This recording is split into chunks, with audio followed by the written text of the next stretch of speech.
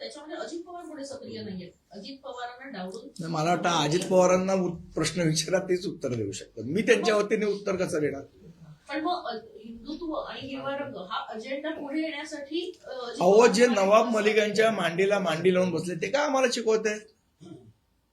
सत्तेसाठी बसले ना. नवाब मलिकनं घेतलं ना पत्राखाली. एवढे पर्सनल आरोप नवाब मलिकांनी ज्या देवेंद्र फडणवीस साहेबांवर केले, त्या नवाब मलिकांना सोडवण्याचं काम कोणी केलं? भारतीय जनता पक्षानेच केलं ना. बरोबर यांची अजित पवार साहेबांची युती झाली आणि नवाब मलिक सुटले जेलमधनं. लोक काय मूर्ख आहेत का? लोकांना कनेक्शन कळत नाहीत काही? ज्या भुजबळांवर यांनी आरोप केले त्याच भुजबळांना मंत्रिमंडळात घेतलं. ज्या त्या हसन मुश्रीफ ते हातोडा घेऊन बिचारे किरीट सोमय्या गेले, त्यांचा हातोडा पण लोंबकळला त्याच्यामध्ये.